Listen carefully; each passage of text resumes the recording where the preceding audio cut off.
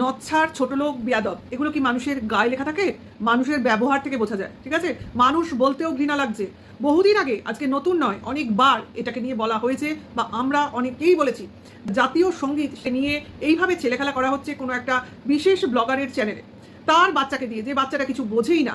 বাচ্চা তো, সে তো কিছু জানে না, বাচ্চার বোঝারও কথা নয় নিজের থেকে। সেখানে তার থেকে যারা বড়, তার যারা গুরুজন, তার যারা গার্জিয়ান, তারাই তো তাকে সঠিক শিক্ষা দেবে। সেখানে তার বাড়ির লোকজনই সঠিক শিক্ষা দিতে তাদের ব্যর্থতা ওয়াইটি প্ল্যাটফর্মে প্রতিদিন নিয়ে আসছে এবং আমরা নিজের চোখে সেগুলো দেখতে পাচ্ছি। এমন নয় কেউ আমাদের দেখতে বলছে বা দেখাচ্ছে আমরা দেখতে পাচ্ছি না, আমরা প্রত্যেকেই দেখতে পাচ্ছি, কিন্তু তার প্রোটেস্টও করছি, কিন্তু কেউ শুনছেই না। এতটা নির্লজ্জ আর বেয়াদব ফ্যামিলির লোকজন এরা।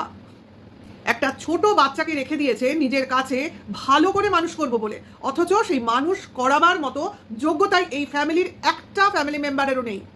এটা তো শুধু তার বাবার সামনে হয়তো বা ঘটলো, আর কেউ ছিল না ছিল সেটা ক্যামেরায় বা স্ক্রিনে দেখা যায়নি। কিন্তু এর আগেও এর ফ্যামিলির আদার্স যারা মেম্বার ছিল, অর্থাৎ গুরুজনেরা, ঠিক আছে, বাবারও গুরুজনেরা, অর্থাৎ বাবারও বাবা মারা, তাদের সামনেই একই কার্যকলাপ করা হয়েছে। অর্থাৎ জাতীয় সঙ্গীতের, আমাদের দেশের জাতীয় সঙ্গীতের অবমাননা, অসম্মান জানানো হয়েছে।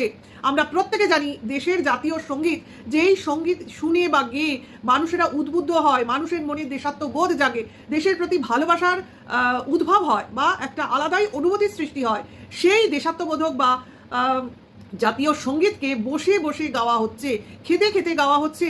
আর আজকে তো আরও হাই লেভেলের কিছু অবমাননা বা অসম্মান জানানো হলো এই জাতীয় সঙ্গীতকে, যেটা কিনা একটা, আমরা কি বলবো, যে কিনা আমরা ভিডিওতেও দেখাই না, বাথরুম, টয়লেট, পটি, যেটাকেই বলো না কেন, এটা হলো মানুষের একটা রুচিবোধ। আমরা ব্লগিংয়ে আর যাই দেখাই, আমাদের টয়লেটটাকে একটু সেপারেটই রাখি, তাকে কখনো ভিডিও বা ব্লগিংয়ে পার্ট করি না। এটা হলো নিজেদের রুচিবোধ, যেটা কিনা এই ব্লগারের তো নেই। আজকে সেটার একদম টু দি পাওয়ার ইনফিনিটি গিয়ে সেই অবমাননা করেই ফেললো। অথচ লোককে দেখো, তার কমেন্টস বক্সে লোককে দেখো, শুধু বলছে এটা করা উচিত হয়নি, ওটা করা উচিত হয়নি, কিন্তু তাকে কেউ বলছে না তোমার মতো এরকম অসভ্য একটা ব্লগার এই ওয়াইটিতে দুটো নেই।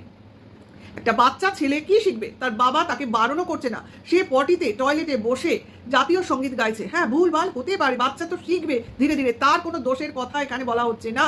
বলা হচ্ছে যে তাকে যে দেখছে বা তার যে ভিডিওটা, এই যে একটা অপমানের ভিডিও করা হলো, এবং সেই ভিডিও করার সময় যদি বুঝতাম, বাচ্চাটাকে বলা হচ্ছে যে বাবা তোমার এটা করা উচিত হচ্ছে না, এটা আমাদের দেশের জাতীয় সঙ্গীত, এটার আলাদাই সম্মান।